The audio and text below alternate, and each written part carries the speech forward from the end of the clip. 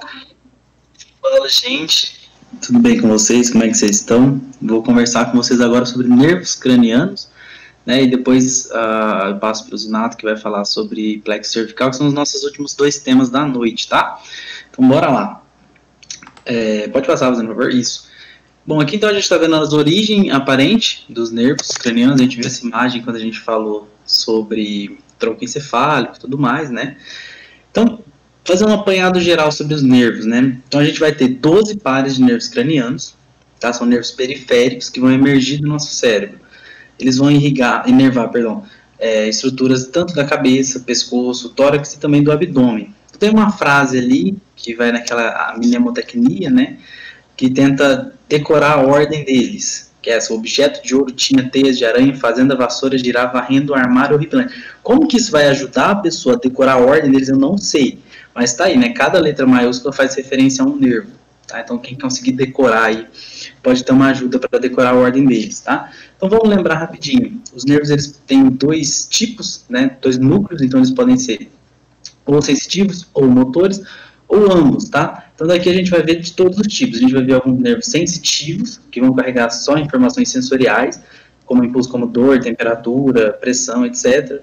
Principalmente, por exemplo, o olfatório, o óptico. A gente vai ver os nervos motores, que são aqueles que vão carregar informações de motricidade dos músculos, como o troclear e o oculomotor, né? E alguns mistos, como o trigêmeo, o facial e principalmente o vago. Pode passar, fazendo favor. Bom, vamos falar primeiro do nervo olfatório, que é esse que parece uma raiz ali que vocês estão vendo. O nervo olfatório, ou olfativo, ele é um nervo sensorial, tá? E ele vai inervar essa mucosa da cavidade nasal. Ele vai transportar principalmente a informação de cheiro até o cérebro, né? Ele vai formar vários ramos, né, que a gente vai chamar de fita olfatória, que vão sair da cavidade nasal por meio dessa placa, chamada placa cribiforme, ou crivosa, tá? Lá do osso etimoide, que a gente viu na aula de ossos e que a Lavínia comentou agora há pouco com a gente, tá? E aí ele vai seguir o caminho até o bulbo olfatório, e lá ele vai se dividir em várias regiões do encéfalo, e aí o conjunto das regiões que tem a ver com o olfato, a gente chama de riencéfalo, tá? Tem amígdala, córtex entorrinal, enfim, várias estruturas, e o conjunto delas a gente chama de riencéfalo, tá? Aqui é uma coisa bem interessante. Algumas infecções virais, né, gripe, resfriado, a gente sabe que a gente perde o cheiro, a gente para de sentir o cheiro das coisas, né? Então, dos distúrbios mais frequentes relacionados a esse nervo é justamente o que a gente chama de dinosmia e anosmia. E agora, fazendo uma recapitulação aqui com uma coisa que a gente não ouve falar, que é o tal do coronavírus, muitos casos, inclusive na Alemanha e na Inglaterra, cerca de 67% dos casos de Covid, o único sintoma era a perda do cheiro, era a anosmia, né? E relacionado com a perda do paladar também, e mais nenhum outro sintoma, né? Então, o coronavírus, ele tem uma capacidade de infectar esse nervo olfatório, gerando ali um processo inflamatório, né, que é a teoria que eles têm, e é por causa disso que ele é um dos sintomas principais, é um sintoma da infecção por coronavírus. Pode passar, fazendo favor. Bom, vamos falar do nervo óptico. O nervo óptico, ele é responsável por fazer principalmente a inervação da retina, né? Então ele vai levar algumas informações referentes à visão, mas ele também vai ser responsável por alguns movimentos reflexos relacionados com o sistema ocular, tá? Então quando a gente vira o olho muito rápido, o nervo óptico que está envolvido nesse movimento reflexo. Ele não tem um núcleo propriamente dito, como aqueles nervos que a gente viu no tronco encefálico, que a gente vai dar uma olhada mais para frente, tá? Mas as fibras neurais vão se originar nos fotorreceptores da retina, perfeito? Elas vão convergir até o disco óptico e vão formar um nervo óptico, tá? E aí ele sai pelo canal óptico e vai para a região do córtex óptico. Aqui agora a gente vai ver uma coisa bem interessante. Nessa imagem da direita que vocês estão vendo, a gente está vendo sobre campos visuais. O que acontece? A nossa retina, a gente vai dividir ela em duas porções. A retina nasal e a retina temporal. Nasal, mais medial, próximo ao nariz, tá? Temporal, mais próximo do osso temporal, mais lateral. Aí vocês estão vendo assim, a gente tem os dois campos visuais. Cada olho, cada retina está recebendo informação dos dois campos visuais, tá? Isso é importante, isso é interessante. Por exemplo, se você tampar seu olho agora, pode fazer isso. Você vai ver que a gente não vai começar a enxergar 50% só da imagem. Mas a gente vai reduzir o quanto a gente enxerga, mas a gente consegue ter uma visão bem ampla, tá? Isso é graças a gente ter os dois campos visuais em cada olho.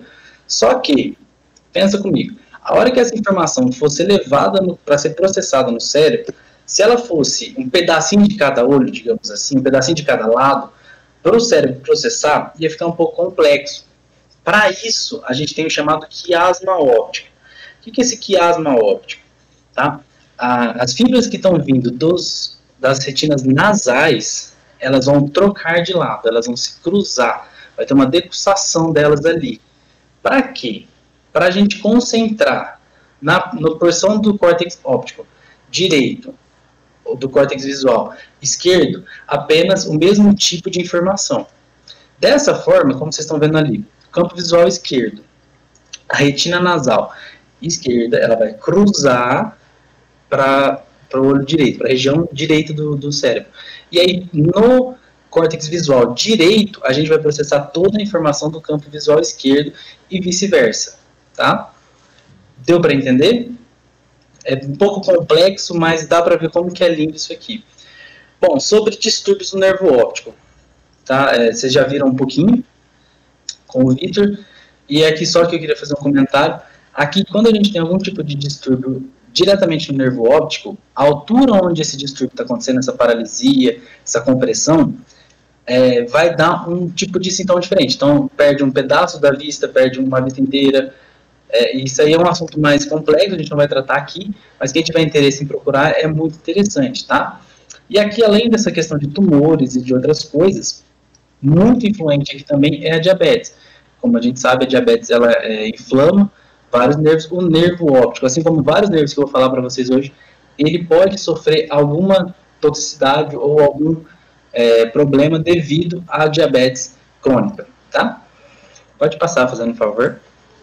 Bom, falando agora do nervo oculomotor, como o próprio nome já diz, né, ele vai ser um nervo motor e ele vai inervar o nosso olho. Ele tem origem lá no mesencéfalo, que eu falei para vocês na nossa aula de tronco, tá? Ele deixa o crânio, como a gente está vendo, pela fissura orbital superior, e aí ele vai inervar, então, os músculos extrínsecos do olho, tá? Ele vai inervar a pupila, a acomodação do cristalino também é por causa dele. Então, tudo que tem a ver com o olho, principalmente, vai vir pelo oculomotor, com duas exceções: o músculo superior oblíquo e o músculo reto lateral, que a gente vai ver depois quem que é. Bom, então basicamente esse é o nervo oculomotor, inervando todas as estruturas intrínsecas e extrínsecas do olho, do cristalino e da pupila, tá? Então pode passar, fazendo favor. Então quando a gente tem uma paralisia do nervo óptico, tá, o que vai acontecer? Os movimentos oculares vão deixar de acontecer como eles deveriam, além de que a nossa pálpebra não vai conseguir ter a movimentação normal. Então a gente está vendo, principalmente na imagem da esquerda, então é mais fácil a gente ver, uma paralisia do nervo óptico esquerdo. Então, vocês podem ver que ele está tendo uma ptose, né, esse rebaixamento da pálpebra, tá, e ele não consegue movimentar bem o olho dele quando ele movimenta para dentro, principalmente. Para fora é uma movimentação quase normal. Por quê? Porque a gente tem o músculo reto lateral e o oblíquo superior, que são inervados por outros nervos. Então, basicamente, qualquer paralisia do nervo oculomotor vai ter uma interferência na movimentação ocular para dentro, tá? Para medial. Perfeito? Pode passar, fazendo um favor. Bom, aqui a gente está vendo, então, o nervo troclear, tá? Também é um nervo motor, e ele vai fazer a inervação de um único músculo, o músculo oblíquo superior do olho, que é o que eu falei para vocês agora há pouco, né?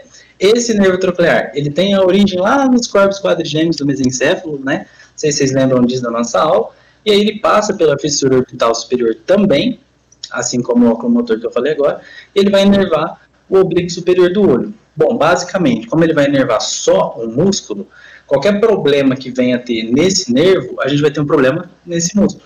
Então, a motricidade ocular para diagonal, para cima, para superior e lateral vai ficar um pouco comprometida, tá? E também a gente acaba tendo diplopia, que é enxergar algumas imagens duplas devido a algum tipo de ajuste fino que a gente precisaria do olho, que não vai ser feito por conta dessa falta de motricidade correta do troclear. Pode passar, fazendo um favor. Bom, nervo trigêmeo é um dos nervos mais conhecidos, mais famosos, mais importantes, né? Principalmente porque, bom, a princípio ele é um nervo misto, tá? Então a gente vai ter tanto uma inervação sensitiva quanto uma inervação motora, tá? O ramo oftálmico e maxilar dele contém somente as fibras sensitivas, e o ramo mandibular vai ser o que vai possuir as fibras tanto sensitivas quanto as motoras, tá? Então, basicamente, ele vai pegar toda a região de face, como vocês estão vendo ali, a fronte da face, as regiões laterais da cabeça, tá? Tá tudo ali inervado pelo trigêmeo. Bom, a porção motora dele vai abranger principalmente os músculos da mastigação, o músculo tensor do tímpano, o tensor do paladar, do véu do paladar, o milioide e o ventre anterior do músculo de gástrico, tá? Enquanto a porção sensitiva vai cobrir principalmente as regiões de face, da boca e da articulação temporomandibular, aquela famosa TM, tá? Bom, eu acho que vocês já tiveram uma cárie ou alguma dor de dente, e aí vocês sentem aquela dor de dente, parece que sobe pela cabeça, parece que é na cara inteira, e principalmente nessa região da TM. E quem faz isso é justamente o nervo trigêmeo, né? Porque por conta dessas fibras sensitivas dele e pelo trajeto do nervo, a gente sente essa dor irradiando, tá? Pode passar, fazendo um favor. E aí eu queria falar da neuralgia do trigêmeo, que também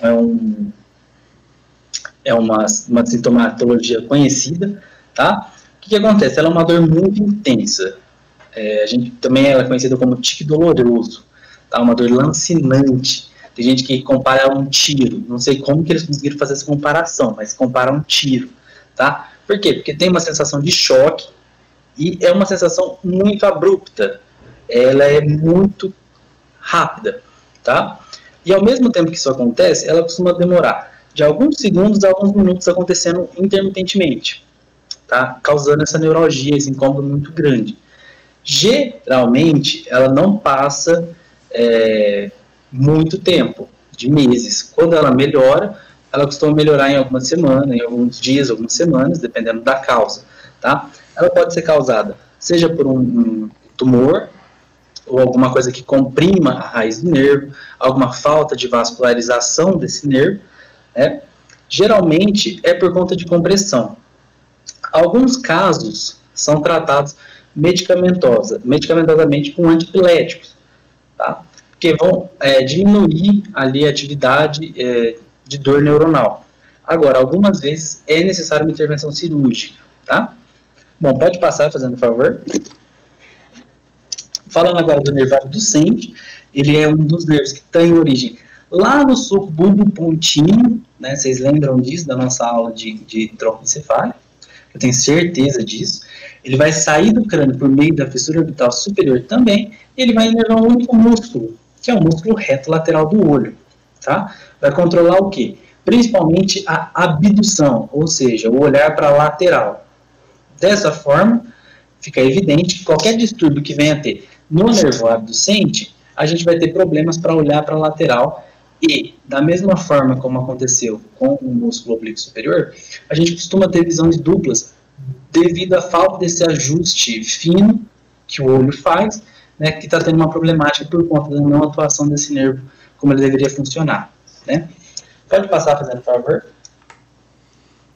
Nervo facial. O nervo facial é um nervo misto. Então ele vai ser sensitivo e vai ser motor também. Perfeito? Ele também é originado lá no sulco bulbopontino, um pouco mais lateral do que o nervo abducente, tá? O facial, ele vai emitir alguns ramos intracranianos, como o nervo petroso maior, o nervo estapédio, o nervo corda do tímpano, e os ramos extracranianos, que são os mais conhecidos, que são esses que estão na imagem, tá? Que tem essa manha da mão, para a gente decorar e não esquecer mais. São os ramos temporal, zigomático, bucal, mandibular e cervical, tá? Quando a gente fala de inervação motora, o nervo facial ele vai inervar principalmente os músculos da expressão facial, tá? O músculo estiloide e o ventre posterior gástrico também. Agora, quando a gente fala de sensitividade, o facial ele vai inervar os 2 terços anteriores da língua, tá? E ele também vai realizar uma inervação parasimpática das glândulas submandibular, sublingual e da lacrimal também. Pode passar, fazendo favor. Bom, paralisia do nervo facial. É também conhecida como paralisia de Bell ou paralisia facial periférica. Tá? Aqui a gente está vendo as principais sintomatologias dela. Então, nessa figura A, então a gente está vendo que ele está tendo uma paralisia facial à esquerda. Então, a gente vê que não existe o enrugamento, o franzimento, não sei nem se é essa palavra, da testa. Tá? Então, os músculos eles não conseguem franzir dessa maneira, então, portanto, a pálpebra, a sobrancelha, perdão, não consegue levantar. Tá? Além disso, na segunda imagem, a gente pode perceber que o olho esquerdo ele não fecha nem quando a gente faz força, tá? E tem uma certa dificuldade, uma incapacidade de levantar ou mover a boca no lado que está acometido, certo? Na letra C, ali na última imagem, a gente pode ver, então, que normalmente o olho não se fecha, ele fica um pouco aberto, o globo ocular tende a ficar obliquamente para fora, obliquamente à lateral, tá? E a gente tem um desvio da boca, tá? Para a direita, devido à paralisia da esquerda, ou seja, contralateral. Aqui não dá para ver porque nesse paciente ele está com uma barba, mas esse sulco, essa voltinha que a gente tem em volta da boca, também tende a desaparecer na paralisia do nervo facial, tá? Pode passar, fazendo favor. Bom, o nervo vestíbulo-coclear, ele é um nervo puramente sensitivo, tá? E ele tem uma origem dele lá no sulco bulbo-pontino também. Então, são os três que têm essa origem lá. E ele é o mais lateral de todos, perfeito? O nervo vestíbulo-coclear não tem muito segredo. Ele vai em direção ao nosso ouvido e ele vai se dividir em dois, no nervo vestibular e no nervo coclear. O nervo vestibular, que tem a ver com o vestíbulo e o labirinto, vai ter relação com a postura e o equilíbrio, tá? E o nervo coclear vai ter a relação com a audição, perfeito? Então, qualquer tipo de paralisia, qualquer tipo de compressão desses dois nervos, nós vamos ter problemas com a postura e o equilíbrio e problemas com a acuidade auditiva, perfeito? Pode passar, por favor. Bom, glossofaríngeo, nosso nono par de nervo craniano. O nervo glossofaríngeo, ele vai ser composto por fibras motoras, fibras sensitivas e parasimpáticas, tá? A origem dele vai ser lá no sulco lateral do bulbo e ele vai deixar o crânio por meio do forame jugular. A gente consegue ver que ele vai formar dois gânglios ali, né, o gânglio superior ou jugular e o gânglio inferior, também conhecido como petroso, tá? A inervação do glossofaríngeo. O glossofaríngeo ele vai inervar principalmente o terço posterior da língua, dando então a gustação dessa região. Sensitivamente, ele vai inervar as tonsilas, a tonsila palatina, a faringe e a orelha média, né, o ouvido médio, além de também a trompa auditiva e a orofaringe. Tá? E motoramente, ele faz uma inervação motora no músculo estilofaríngeo, nos músculos superiores da faringe e também na glândula paratireoide, na glândula parótida, perdão. Tá? Que é a nossa glândula principal secretora de saliva, perfeito? Então, dessa forma, o glossofaríngeo ele vai atuar, além da salivação, no movimento dos músculos da garganta, na condução de informações da garganta, das amígdalas e da língua. Tudo bem até aí? Então, pode passar, fazendo favor. Então, quando a gente tem uma lesão de glossofaríngeo, o que vai acontecer? A gente vai ter um problema na funcionalidade da musculatura de deglutição e do véu palatino. Então, uma lesão no glossofaríngeo já vai começar com o quê? Uma dificuldade de engolir, uma dificuldade também de falar, já que os movimentos da nossa garganta são extremamente coordenados para tudo funcionar. Além disso, a gente vai ter uma dor enfacada, unilateral, ou seja, na região, no lado em que esse nervo está sendo lesionado. Essa dor vai irradiar para as tonsilas e para os canais auditivos, tá? Então, assim, essa dor geralmente, ela quando tem um problema, né? Não é porque esses movimentos vão desencadear, mas movimentos de mastigação, de fala, de engolir ou de bocejar vão desencadear esse problema. Quando existe algum tipo de problema anterior, por exemplo, um tumor, alguma infecção de garganta que está infeccionando o nervo ali, ou às vezes até a falta de suprimento sanguíneo, tá? É interessante que a lesão do glossofaríngeo ela pode levar até a síncope, tá? Pela intensidade da dor também. Pode passar, fazendo favor? Bom, nosso querido nervo vago, extremamente conhecido, porque ele é principalmente associado com a divisão parasimpática do sistema nervoso autônomo, tá? Ele age como nervo misto. Ele tem tanto fibra aferente sensitiva quanto eferentes motoras, tá? Então, vocês lembram que a aferente está trazendo e a eferente está levando a informação. Além disso, ele também tem uma pequena influência simpática por meio de alguns quimioreceptores periféricos. Perfeito? Bom, a origem aparente dele vai ser lá no sulco lateral posterior do bulbo, tá? Mais caudal em relação ao glosso faríngeo, e ele vai sair do crânio por meio do forame jugular. São aquela estrutura que a gente viu na nossa aulinha de ossos do crânio. Perfeito? E ele vai ser o nosso maior dos nervos cranianos, já que ele vai se estender até a cavidade abdominal. Tá? Então vamos lá. O vago ele tem como função principal realizar a inervação parasimpática das vísceras torácicas e as abdominais. Ou seja, o coração, o esôfago, o estômago, até o intestino. Ele só não vai inervar a porção mais final, o colo transverso do intestino grosso. De resto, todo o nosso sistema digestório vai ser inervado pelo vago. Então, quando ele atinge o arco aórtico, ele vai se dividir nos plexos pulmonares, cardíaco e esofágico. O plexo esofágico vai continuar em direção ao estômago, o chamado tronco vagal anterior, e em seguida ele vai emitir alguns ramos gástricos, ramo hepático, ramo celíaco. Então toda essa região do sistema digestório vai ser inervado pelo nosso nervo vago, tá? Por meio de anastomoses, tá? Que são o quê? Várias interligações de regiões distintas. Perfeito? Tá. O plexo faríngeo do nervo vago vai inervar os músculos constritores da faringe, obviamente, menos o estilo faríngeo e o tensor do véu palatino. E o que vai acontecer? Então, junto isso, e também por meio do nervo laríngeo recorrente, que é um nervo muito importante, que descende do nervo vago, que vai inervar os músculos da laringe, o vago, então, ele tem uma importância muito grande na inervação da entrada de ar na traqueia, na fonação, então ele também vai estar atuando ali na tensão das cordas vocais, no fechamento da glote para a deglutição e tudo mais. Tá? Então ele é um nervo extremamente importante nessa questão da respiração, da deglutição e da fonação também. Perfeito?